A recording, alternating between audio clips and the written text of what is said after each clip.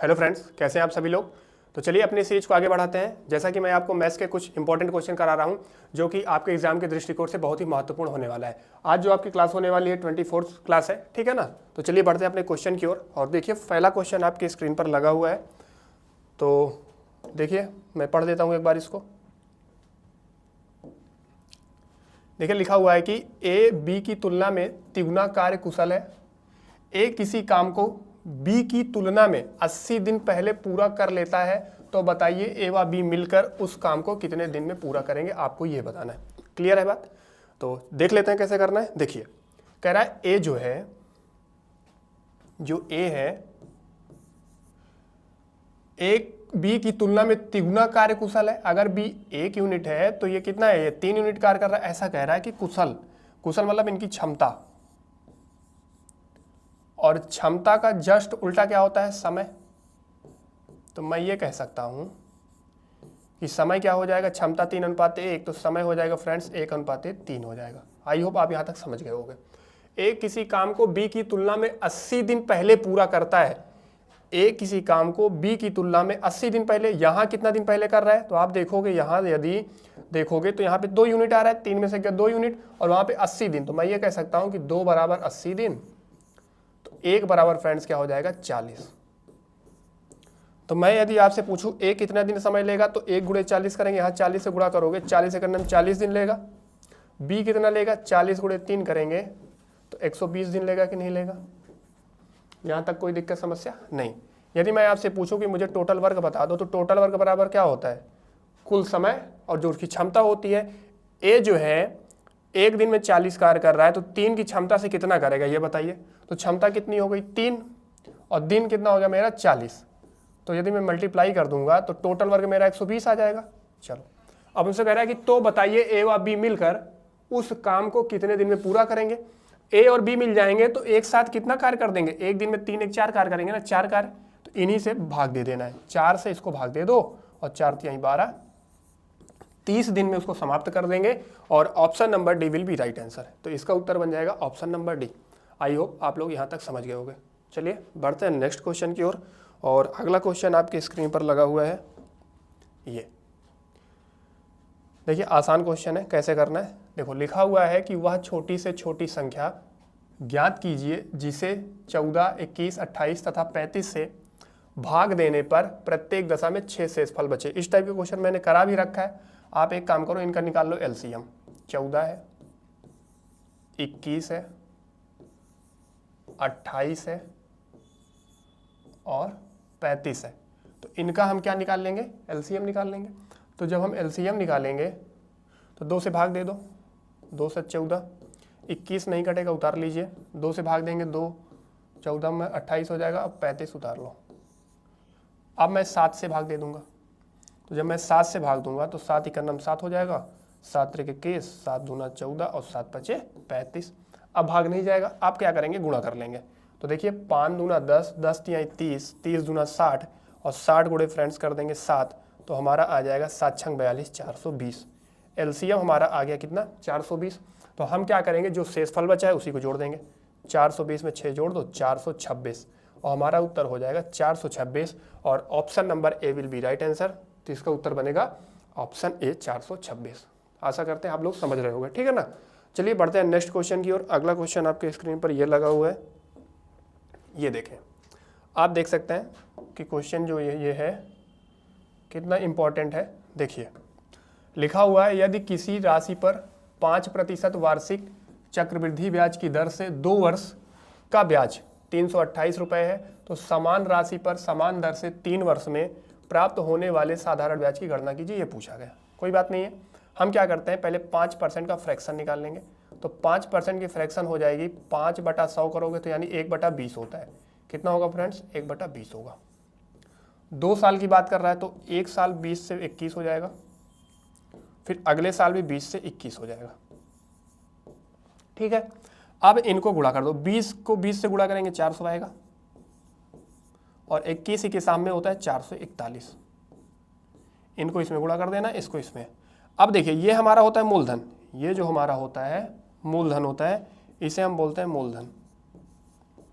क्या बोलेंगे, मूलधन। और इसे बोलते हैं मिश्र धन। कोई दिक्कत नहीं।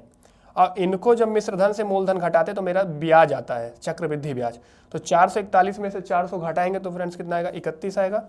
और ये जो मेरा निकल कर आया 41 आएगा, 441 400 घटा 41 आएगा, ये मेरा CI हो गया, यानी कंपाउंड इंटरेस्ट। ठीक है ना। चलो, मुझे कंपाउंड इंटरेस्ट दिया है 328, तो मैं ये कह सकता हूँ यहाँ से कि 41 बराबर कितना है, यानी 41 किसके बराबर है, 328 के।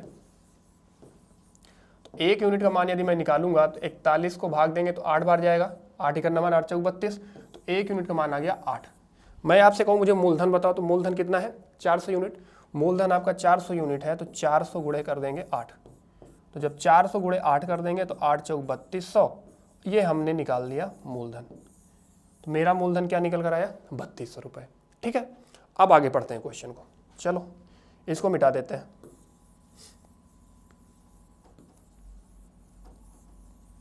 देखिए अब आगे क्या कह रहा है, तो समान राशि पर, उसी राशि पर यानी 3200 की राशि पर समान दर से, दर वही रहेगा यानी 5% ही रहेगा, 3 साल के लिए प्राप्त होने वाला साधारण ब्याज बताना है। बस बटे में 100 कर दो, जो आएगा वही उत्तर होगा। 0 से 0 काटा, 0 से 0 काटा, 5 तिहाई 15, 15 से गुणा करेंगे, 15 दूना 30 और 15 तिहाई 45 और 3 48, 480 रुपये निकल कर आएगा। और option number C will be right answer. तो इसका कौन सा ऑप्शन बनेगा, ऑप्शन नंबर सी। ठीक है, यहाँ तक समझ गए होंगे। चलिए बढ़ते हैं नेक्स्ट क्वेश्चन की ओर। और अगला क्वेश्चन आपकी स्क्रीन पर ये लगा हुआ है, समबाहु त्रिभुज से रिलेटेड है। देखिए क्या करना है, कह रहा है उस समबाहु त्रिभुज और उसके माध्यिका पर बने वर्ग के क्षेत्रफल का अनुपात बताइए। चलो देखिए, यदि इसके डायग्राम की मैं बात करता हूं तो ये है समबाहु त्रिभुज मान लो, और यहां से खींचेंगे ये माध्यिका है। कह रहा है इस पे जो वर्ग बना है, ये इन दोनों का क्षेत्रफल का अनुपात बताना है। तो समबाहु त्रिभुज का क्षेत्रफल यदि मैं बात करूं तो होता है √3/4a²। ध्यान दीजिएगा, इसका जो क्षेत्रफल होगा √3/4a² अनुपाते। ये जो इसकी माध्यिका होती है, इसकी लंबाई फ्रेंड्स होता है, ध्यान दीजिए, √3/2a। कितना होगा, √3/2a। इसका जो होता है √3/2a होगा। ठीक है, क्योंकि मुझे क्षेत्रफल निकालना है, तो वर्ग का क्षेत्रफल होता है क्या, भुजा का स्क्वायर। और वर्ग क्या होता है, चारों भुजा बराबर होती है, तो भुजा का स्क्वायर करें, यानी √3/2 का होल स्क्वायर। इन्हीं को सॉल्व करना है। चलो तो देखिए, √3/, ये a होगा, √3/2a, तो √3/4 ऐसे लिख लो, अनुपात √3 का स्क्वायर करेंगे तो ये हो जाएगा 3a² बटे 2 दूना 4। ठीक है, तो हम देखेंगे यहाँ भी a² है। चलो हम इसको काट देते हैं। तो जब काटेंगे a² से तो a² कट जाएगा। क्लियर है बात। अब क्या होगा, 4 से 4 कट जाएगा, यहाँ बचा √3, वहाँ बचा 3। तो देखिए √3 अनुपाते 3 है। मैं 3 को क्या लिख सकता हूँ, ध्यान दीजिएगा, इन 3 को मैं लिख सकता हूँ √3 गुणे √3, √3 गुणे √3। तो √3 से √3 कट गया, तो 1 अनुपाते √3 हमारा उत्तर हो गया। 1 अनुपाते √3। क्लियर है, 1 अनुपाते √3 ऑप्शन ए में है, और ऑप्शन नंबर ए आपका बिल्कुल सही है। ठीक है ना। चलो, आई होप आपको बात समझ में आ रही होगी। बढ़ते हैं नेक्स्ट क्वेश्चन की ओर। और अगला क्वेश्चन आपकी स्क्रीन पर यह लगा हुआ है, आसान है, देखिए कैसे करना है। चलो पेन को बदलते हैं और फिर मैं आपको बताता हूँ, ग्रीन से बताएंगे। चलो देखिए, एक कक्षा में 100 विद्यार्थी हैं, कह रहे हैं लड़कों के औसत प्राप्तांक 50 जबकि लड़कियों के औसत प्राप्तांक 20 है। यदि पूरी कक्षा का औसत प्राप्तांक 47 हो तो कक्षा में लड़कियों की संख्या बताइए। इस टाइप के क्वेश्चन एग्जाम में बहुत पूछे जाते हैं और बहुत आसान होता है। देखिए कैसे करना है। देखो, लड़कों के औसत प्राप्तांक, तो हमने मान लिया बॉयज, फिर गर्ल्स लड़कियां। तो लड़के कितने हैं फ्रेंड्स, 50, जबकि लड़कियों का औसत कितना है, 20 है। ये 20 है। हमसे कह रहा है यदि पूरी कक्षा का औसत कितना है, 47 है। पूरी कक्षा वाली इनके बीच का मान कितना है, 47 है। तो जब मैं घटाऊंगा तो 47 में से 20 घटाएंगे, कितना आ जाएगा, 27 आ जाएगा। फिर इनको घटाएंगे, घटाओ, 50 में 47 गए, 3 आएगा। और इन्हीं को हम काट देते हैं, इन्हीं को क्या करेंगे, काट देंगे। तो जब काटेंगे 3 9 27 और 3 1 3, यानी इनका रेशियो जो आ गया फ्रेंड्स वो आ गया 9:1, 9:1, यानी बॉयज़ का 9 और गर्ल्स का 1। यहाँ से जोड़ेंगे 9 1 10 और यहाँ से 100, तो मैं ये कह सकता हूँ कि 10 बराबर किसके होगा, 100 के। तो हम कहें कि 1 बराबर बता दो, तो 10 दाम 100, 1 बराबर हो गए 10 के। क्या बताना है, लड़कियों की संख्या बताओ, तो लड़कियां कितनी है, 1 यूनिट है, तो बस 10 गुणे 1 करेंगे, बराबर कितना आ जाएगा, 10। हमारा उत्तर हो गया ऑप्शन नंबर ए, बिल्कुल सही है, ऑप्शन नंबर ए इसका उत्तर बनेगा। यदि आपसे पूछा जाता कि मुझे बताओ लड़कों की संख्या, तो 10 9 90 हो जाता। ठीक है, यहाँ तक आप समझ गए, बढ़े आगे। चलो नेक्स्ट क्वेश्चन आपके स्क्रीन पर लगा हुआ है। एक दुकानदार 3 पेन 5 रुपए में खरीदकर 5 पेन 3 रुपए में बेच देता है, दुकानदार को कितने प्रतिशत की हानि होगी। ये भी क्वेश्चन एग्जाम में पूछा जाता है। ठीक है ना, देख लेते हैं कैसे करना है। देखो यहाँ पे लिखिए वस्तु और यहाँ पे लिखिए रुपए, हर सवाल में नियम लगा सकते हो। देखिए 5 रुपए में 3 पेन, 5 रुपए में 3 पेन खरीद रहा है, कितने रुपए में, 5 रुपए में, और 5 पेन 3 रुपए में बेच रहा है, यानी वही 5 पेन वो 3 रुपए में क्या कर रहा है, बेच रहा है। ये आपका सीपी है और ये एसपी है, सेलिंग प्राइस मतलब विक्रय मूल्य। देखिए हमें वस्तु को बराबर करना है, वस्तु को बराबर करने के लिए मैं 5 से यहाँ गुणा कर दूंगा और यहाँ 3 से कर दूंगा, ताकि वस्तु बराबर हो जाए। तो 5 से यहाँ किया तो 5 से यहाँ भी कर दो और 3 से यहाँ भी कर दो। तो जब इसको करेंगे देखिए 5 5 25 हो जाएगा और 3 3 का 9। तो 25 में खरीद कर कितने बेचा है फ्रेंड्स, 9 में बेचा है। तो बताइए कितने रुपए का घाटा हुआ है। तो 25 में से 9 घटा दिया, कितना आया, 16 आया। तो 16 रुपए का घाटा हुआ है और बटे 25 इंटू 100 कर देंगे। तो 25 चौको 100 हो जाएगा और 16 चौको 64 हो जाएगा। तो 64% का क्या होगा, हानि होगा। और option number C will be right answer. आपका ऑप्शन नंबर सी बिल्कुल सही है। तो उत्तर क्या आएगा, 64%। ठीक है, आई होप आप लोग यहाँ तक समझ गए होंगे। बढ़ते हैं नेक्स्ट क्वेश्चन की ओर, अगले क्वेश्चन की ओर। ठीक है, अगला क्वेश्चन आपके स्क्रीन पर लगा हुआ है, आप लोग इसका उत्तर बताने का प्रयास करें। देखिए लिखा हुआ है 4x² + 25y² में पूर्ण वर्ग बनाने के लिए क्या जोड़ना होगा, और ये आपके स्क्रीन पर क्वेश्चन लगा हुआ है, बताइए।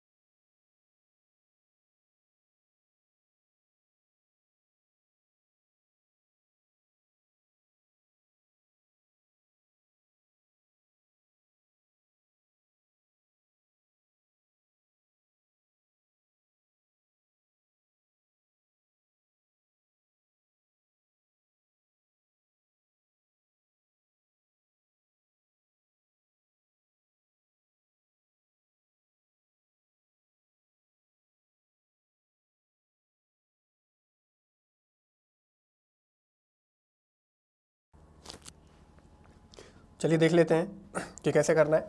देखिए ये लिखा हुआ है 4x² प्लस ये है 25y²। ध्यान दीजिएगा, अगर मैं इसको लिखना चाहूँ 2 को, तो 2 को ऐसे लिख सकता हूँ ना, 2x का होल स्क्वायर, और इसको मैं लिख सकता हूँ 5y का होल स्क्वायर। कोई दिक्कत नहीं। तो a + b का होल स्क्वायर आप लोग जानते ही होंगे कि a + b का होल स्क्वायर होता क्या है, a² प्लस का b² और प्लस का 2ab। हमें देखिए a² + b² तो मिला ही है, इससे तो कोई मतलब ही नहीं है, इससे आपको कोई मतलब नहीं है। हमें चाहिए क्या, हमें चाहिए 2ab। मुझे क्या चाहिए, 2ab। क्या चाहिए, 2ab। और a का मान क्या है, 2x, और b का मान क्या है, 5y। तो यहाँ रख देंगे।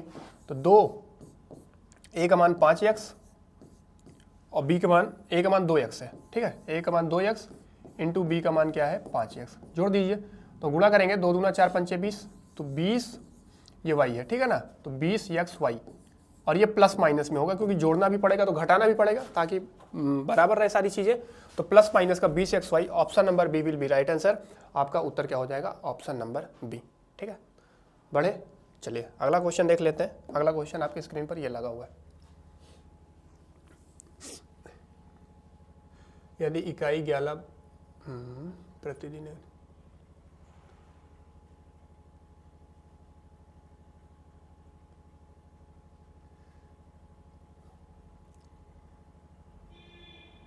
देखो इनको देखो कैसे करना है, ध्यान दीजिएगा।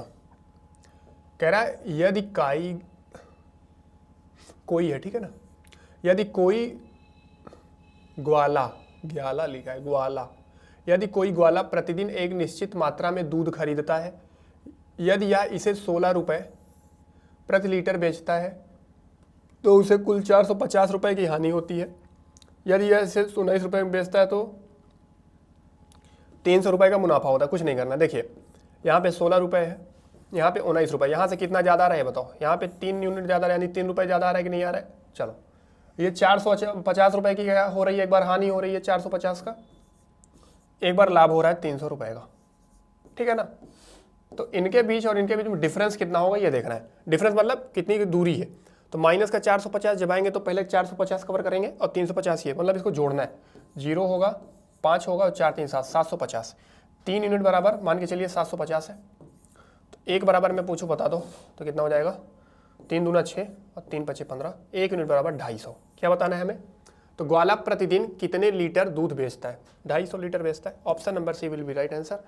कितना लीटर बेचता है, 250, ठीक है ना, 250 लीटर हो जाएगा, बस इतना ही करना था। चलिए अगले क्वेश्चन की ओर बढ़ते हैं। अगला क्वेश्चन ये स्क्रीन पर लगा हुआ है, चलो देख लेते हैं कैसे करना है। देखिए ये लिखा हुआ है 15, तो 15 का स्क्वायर करते हैं तो हो जाएगा फ्रेंड 225, माइनस ये 729 है, ध्यान दीजिएगा ये 729 है, तो 729 9 का क्यूब होता है, तो हम करेंगे 9 का क्यूब, तो 9 का क्यूब और गुणे में 1/3 है, तो जब 3 से 3 काट देंगे तो बचेगा 9, यहाँ पे केवल क्या बचेगा 9, क्या बचेगा 9, तो यहाँ हो गया 9। ये 529 है, 529 किसका स्क्वायर होता है, 25 का 625 होगा, 23 का होता है, ठीक है ना। तो जब हम 23 का स्क्वायर करेंगे तो स्क्वायर और फिर 1/2 है, तो 2 से 2 कट जाएंगे, यहाँ बचेगा केवल 23 और वो भी प्लस का, ठीक है। प्लस ये 841 है, 841 29 का स्क्वायर होता है, तो 29 का स्क्वायर करेंगे और 1/2 है, तो 2 से 2 कट जाएगा, यहाँ बचेगा 29 और माइनस 14 14 में 196। यहाँ तक आप समझ गए होंगे। चलो प्लस वाले को जोड़ लेते हैं, यानी देखो किसको किसको जोड़ना है। देखिए 225 23 29 इनको जोड़ना है, तो जब जोड़ेंगे ध्यान दीजिएगा 225 हो गए, फिर कितना है 23 और 29, 23 और 29 इनको जोड़ लो, तो 9 3 12 5 17 हासिल 1 हुआ, 2 1 3 2 5 2 7 हुआ और 277 ये आ गए। ये 9 है वो 196, इनको जोड़ लीजिए, 196 और 9 तो 9 6 15 और 9 1 10 1 1 2, ये निगेटिव का है और ये पॉजिटिव का है, फिर घटेगा, यानी प्लस का आपका है 277 और माइनस का है 205, घटा दीजिए, जो आएगा वही उत्तर होगा। तो हमारा प्लस का निकल के आएगा 72, 72 will be right answer. Option number B आपका उत्तर एकदम सही है, ठीक है। यहाँ तक बात समझ गए, कोई दिक्कत किसी को नहीं है। चलो बढ़े अगले क्वेश्चन की ओर। नेक्स्ट क्वेश्चन आपके स्क्रीन पर लगा हुआ है, ये देखिए, इसमें कैसे करना है, 2 3 चलो देखो, इसमें लिखा हुआ है √3 x बटे में 9 बराबर 729, ये लिखा हुआ है। तो मैं क्या कर सकता हूं, इसका है कुछ तो इसमें गड़बड़ है,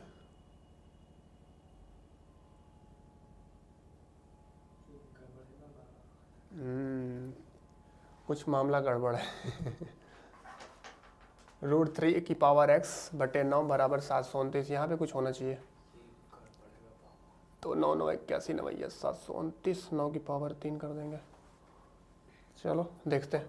देखो ये है √3 की पावर x बटे ये 9 है। तो देखिए मैं इसको लिख सकता हूँ 729 को क्या कर सकते हैं, 9 9 81 9 729, इसको लिख सकते हैं 9 की पावर 3। 9 की पावर क्या लिख सकते हैं, 3। ठीक है, लेकिन मुझे बनाना किस में है, हमें 3 में भी इसको बनाना है, 3 में कन्वर्ट करना है। तो यदि मैं 3 में इसको कन्वर्ट करूँगा तो देखिए 3 त्रिक 9 त्रिक 27 त्रिक 81 और 243 यानी 6 बार। ठीक है, कोई दिक्कत नहीं है। देखो इधर अब मैं इसको फिर कन्वर्ट कर दूंगा, क्योंकि यहाँ पे 3 है तो 3 में बना लो। तो जब मैं 3 में बनाऊंगा, 3 का स्क्वायर करूंगा तो स्क्वायर और 3 ऑलरेडी है, यानी इसको लिख सकता हूँ 3 की पावर 6। देखिएगा तो √3 की पावर x बटे 9 बराबर 3 की पावर 6। कोई दिक्कत नहीं। अब हमें क्या करना पड़ेगा, होल स्क्वायर करना पड़ेगा। और यदि मैं इसको होल स्क्वायर कर भी दूंगा, चलो तो 3 की पावर x बराबर, इसको ले जाकर वहाँ गुणा करो, तो 3 की पावर 6 इंटू 9 को लिख लीजिए 3 का स्क्वायर। चलो तो ये √3 की पावर x है, बेस सेम है तो इसको लिख सकते हैं 3 की पावर 8। क्या लिख सकते हैं फ्रेंड्स, 3 की पावर 8। अब इनको स्क्वायर कर देंगे ताकि रूट हट जाए, तो यहाँ बचेगा 3 की पावर x, स्क्वायर करेंगे उसको 2 बार लिखना पड़ेगा, 3 की पावर 8 गुणे 3 की पावर 8। तो जब यहाँ से निकालेंगे ध्यान दीजिएगा, तो 3 की पावर x फिर जुड़ जाएगा 8 8 16, 3 की पावर 16। तो मैं कह सकता हूँ कि x बराबर फ्रेंड्स क्या आ गया, 16 आ गया। हमें चाहिए x स्क्वायर, तो इधर स्क्वायर करेंगे x स्क्वायर, तो उधर भी करेंगे 16 16 में हो जाएगा 256, और आपका 256 उत्तर बन जाएगा। Option number B will be right answer. क्या हो जाएगा इसका, 256। ठीक है ना। नहीं समझ में आएगा तो वीडियो एक बार फिर से देख लीजिएगा। चलो नेक्स्ट क्वेश्चन की ओर बढ़ते हैं। चलो इसको देख लेते हैं कैसे करना है। एक नाव धारा की दिशा में जाएगा तो b + w होगा। 40 किलोमीटर की दूरी इतने घंटे में तय करती है। 3 दूना 6, 2 8 बटे 3 होगा। 8 बटे 3 मतलब 8 और गुणे में 3 यहाँ पे आ जाएगा। 8 5 40 और 5 3 15, इसका मान हो गए 15 किलोमीटर प्रति घंटे इसकी चाल हो गई। जबकि जब वो विपरीत जाता है b - w, तो वही दूरी तय करता है 40 की, समय लेता है ये 6 त्रिक 18 2 20 बटे 3। तो 20 बटे 3 की बात करते हैं तो 20 यहाँ पे आ जाएगा, 3 यहाँ पे आ जाएगा।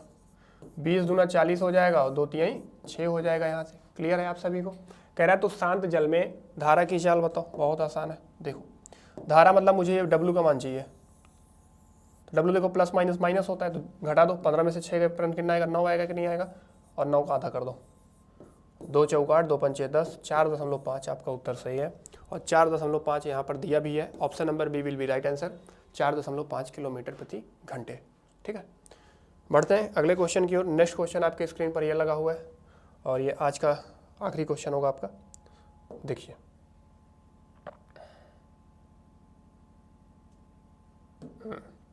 यहाँ पे बार लगा है, आप बार लगा लो। चलो देखिए किसी नंबर पे यदि बार लगा है, जैसे 0.4 पे बार लगा है, तो इसको मैं लिख सकता हूँ 4, ये बार वाले को।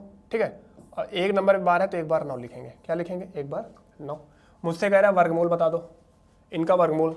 तो जब मैं इनका वर्गमूल निकालूंगा ध्यान दीजिएगा, तो 4 बटे 9 होगा, तो वर्गमूल निकालेंगे तो आ जाएगा 2 और बटे 3। ठीक, किसी को दिक्कत यहाँ तक। अब इसको भाग देंगे फ्रेंड्स, भाग देंगे तो हो जाएगा 0.3 छंग 18, 3 छंग 18 से कटेगा नहीं, तो इसको मैं लिख सकता हूँ 0.6 पे बार, और ये हमारा उत्तर बन जाएगा 0.6 पे बार। Option number C will be right answer. तो आपका ये ऑप्शन नंबर सी बिल्कुल सही होगा। आई होप आपको सेशन अच्छा लगा होगा, सॉल्यूशन पसंद आया होगा। यदि चीज़ें अच्छी लगी हो तो वीडियो को लाइक करें और शेयर करना ना भूलें। जो भी आपको दिक्कत समस्या आ रही है कमेंट बॉक्स में अपना बता दें, फिर उसको देखा जाएगा। ठीक है, आज के लिए बस इतना ही है। मिलते हैं कल आपसे। जय हिंद, जय भारत। पढ़ते रहिए, मस्त रहिए।